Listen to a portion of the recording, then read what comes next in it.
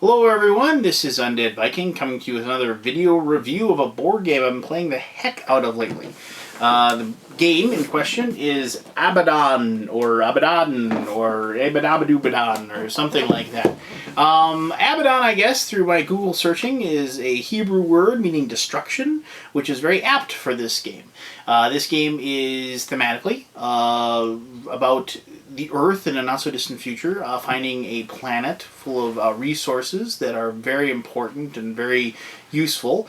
And there are two rival gangs, or corporations, or mercenary groups, or what have you, that are warring over the planet and the right to mine it for those resources. And they have used the technologies they found of an ancient alien race to create fantastic battle mechs. They're called Lynx, but I played a lot of BattleTech when I was younger, so I call them battle mechs. Giant walking robots that fight each other, you know, with missiles and lasers and what have you. And when I heard about this game a while back, I was actually really excited about it because of the fact of that, the whole battle robots and the warring, and I saw it as a way to play nice fun skirmish battles that you know, would be over and done with relatively quickly, and would remind me of back when I used to make huge BattleTech armies, and my friends and I would have all-out slugfests over weekends back when I was in junior high. So when the company toyvault.com contacted me and asked me if I wanted a review copy and if I'd be willing to do a review of the game, I definitely said, yeah, please. And so they sent it to me, and I've been playing the heck out of it and really enjoying it. So there isn't a lot of information about the game right now, so what I'm going to do is I'm going to go over the rules fairly well. I'm going to show you how the game is played, and then I'm going to tell you exactly what I think of the game, and then maybe you can decide whether or not this is something you want to add to your particular gaming library, and maybe it's something that you and your friends will enjoy. The nuts and bolts of the game are it is for 2 to 4 people, and depending on the scenario that you pick to play, the games can be over relatively quickly, 45 minutes to an hour, and some of them can take a little bit longer depending on, you know, how many units are involved and what the goals are. So that's a good rule of thumb. I guess I've had a couple of scenarios that have run about the 2-hour length, but for the most part, they're usually come in under that amount of time. So, all right. Well, let's teach you how to play Abaddon, and then I'll tell you exactly what I really like about this game. All right, let's do this. Very good. Very good. All right, here is the board for Abaddon. I have set up the first scenario. This is like the introduction one that teaches you how to play the game. Each person gets 4 units, and there are 3 obstacles. These are like, this is like a city.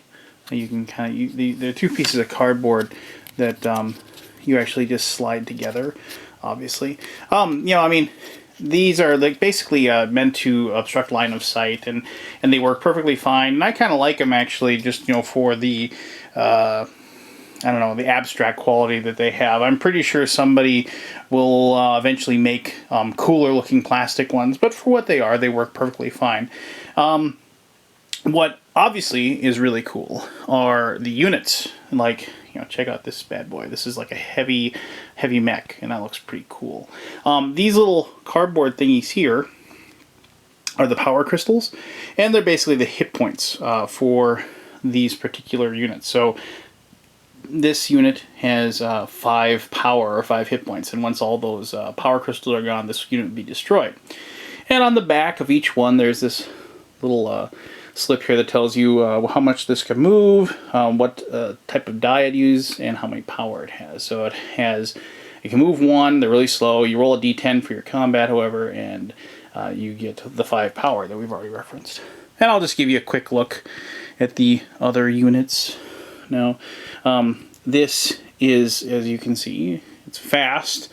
It's got a move of 3, uses a D6 in battle, and has 3 power. This is the Recon Mech, or Link, I should call them. This is the medium. This has a movement of 2, has 4 crystals, you can see, and uses a D8.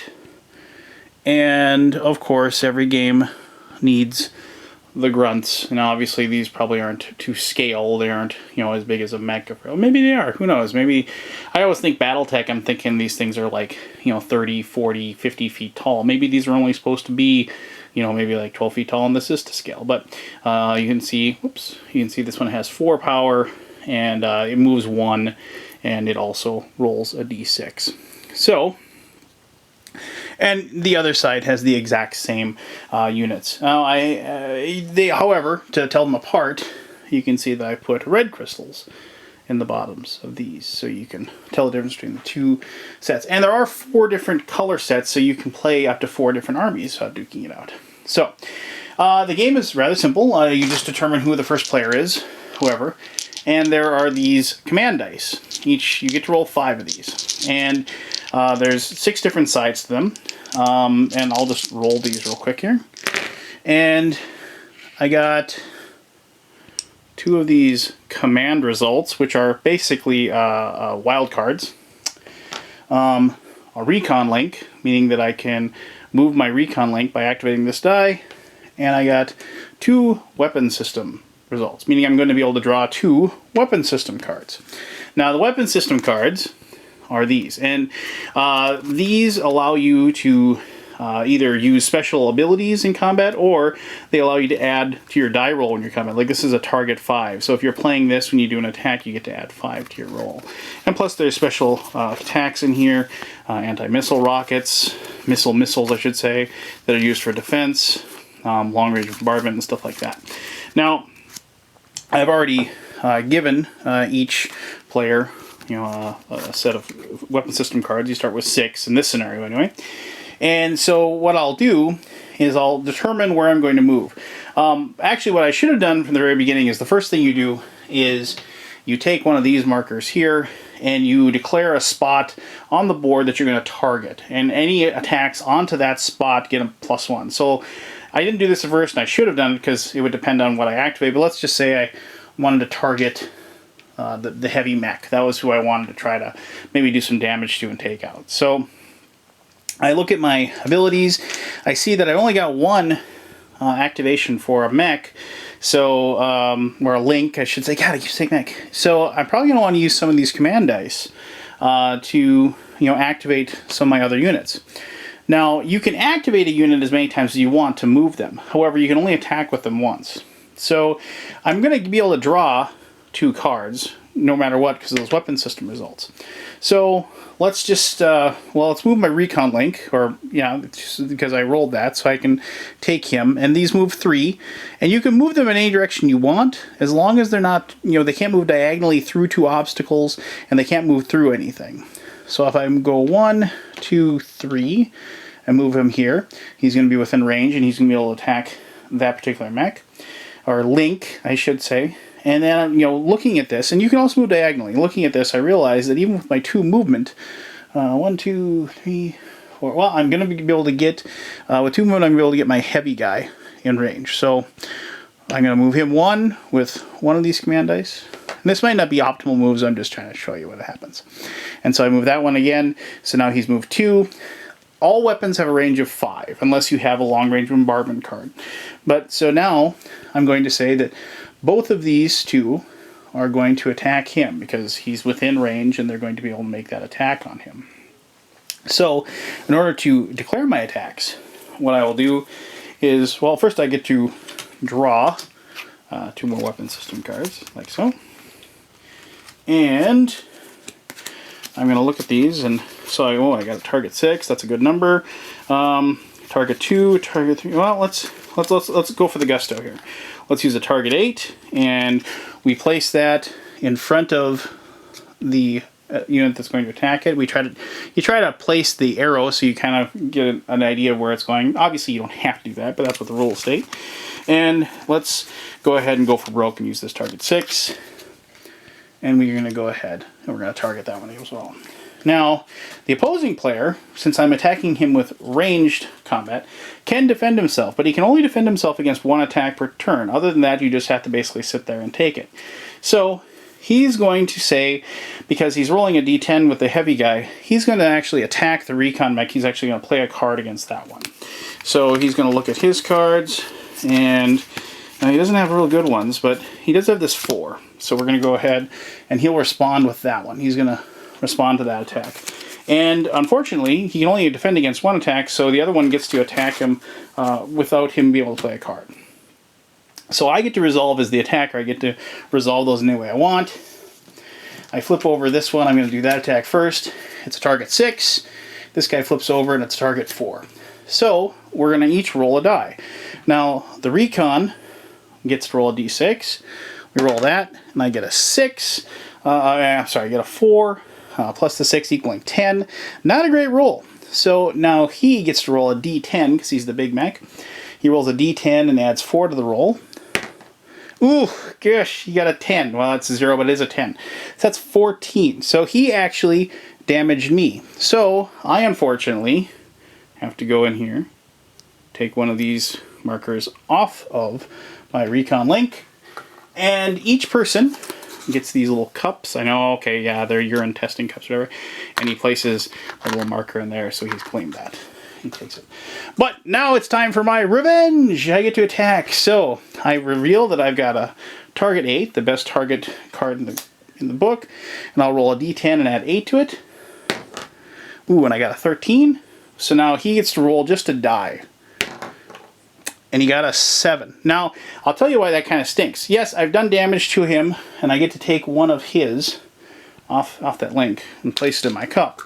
And that's cool and all, but if I had gotten a 14 to his 7, I would have doubled his score, and I would have gotten to take another one of his crystals. Anytime you double the score, you get to take 2, and when you triple the score, you take 3. So now my turn's done.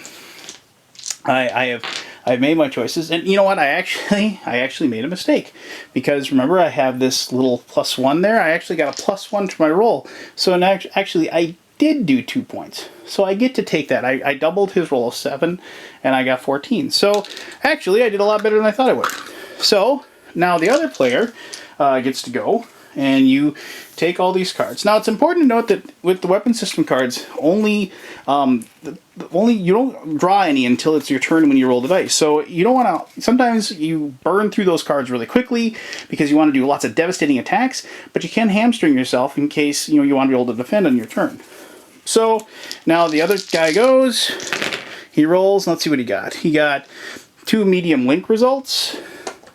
He got a heavy link result, and he got 2 weapon systems. Now, just for the sake of showing you this, I'm going to say that one of these rolls was a command result, because I'm going to show you something. So I'm going to look at these rolls, and since the command is, as I said, a kind of a catch-all, you can do this, and you can use this card, which is a Doomsday Bolt.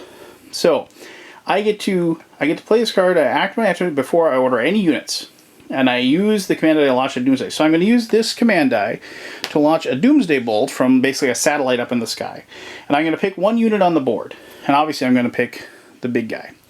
And what I do then is I place this card, I roll 1 die, and if I get lucky and it comes up heavy link on the die, then I automatically destroy that spot. So we'll roll. Oh, so close. Recon link. I don't destroy it. So unfortunately I didn't get an auto kill, but now I can do the rest of his turn. So his heavy link activates, and we'll move that forward 1. Oh, and once again, I should have specified who I was going to focus on.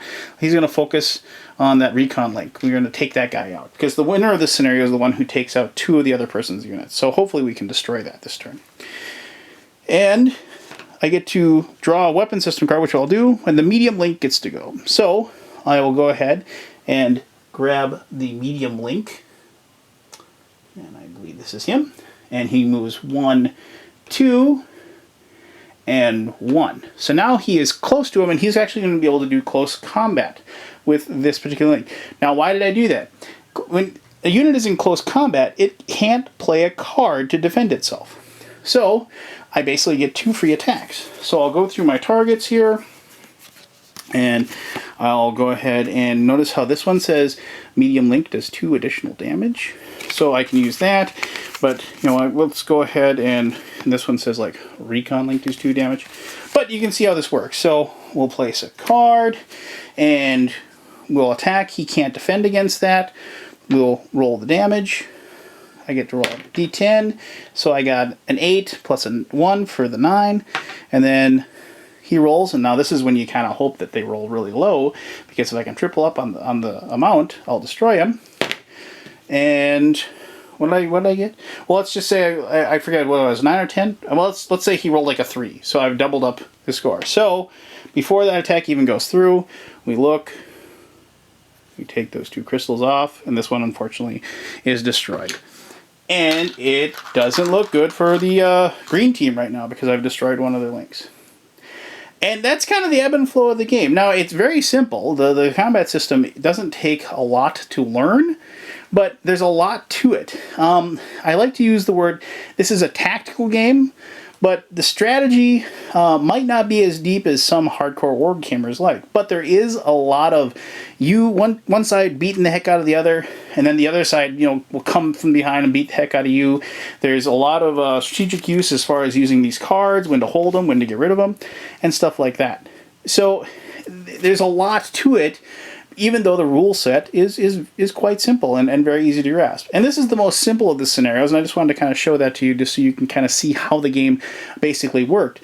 But as you get further into the other scenarios, they kind of tell a story, and they get more and more complex, and they're more and more difficult. Now, there's one other thing that I wanted to show you, is these Wildfire cards. Now, these are for when you get a critical hit. Now, when either side rolls their combat die, and you get a 1 result, immediately you just cancel all effects of the combat, and whoever got the 1 result gets to draw a card. So let's just say one of those combats I got a 1.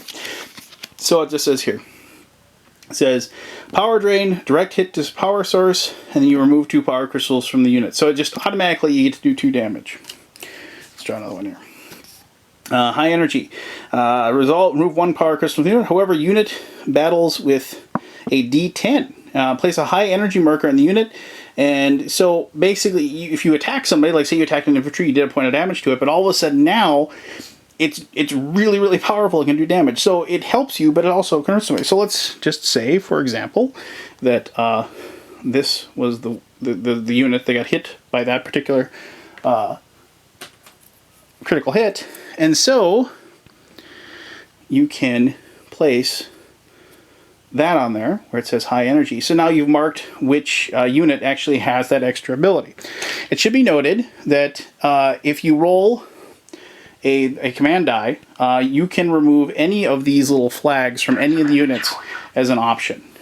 So, and that is the nuts and bolts of how you play Abaddon. But now let me tell you exactly what I think of the game.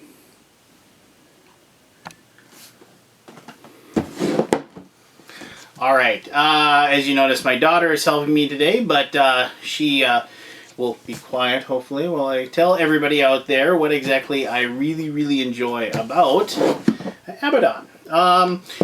Now, I have to admit, I had a couple of friends tell me that this was a CNC game in space, Marco and Joel, actually. And I will have to take their word for it. I have absolutely no idea. I played a couple of games of Memoir 44 many, many years ago. I don't remember much about the game other than I really didn't enjoy it. And I've never played CNC Ancients or any of that stuff. And even though I've been told repeatedly that I've got to play those games because they're just awesome. And they very well might be. I don't know. But I've just never really had the hankering, I guess, to try them out and to play them. Now, what I can tell you, though, is that I really, really, really enjoy playing this game with my friends. It totally scratches an itch that I've had for a long time that I just really haven't been able to satisfy. Two-player games do not hit the table very often for myself.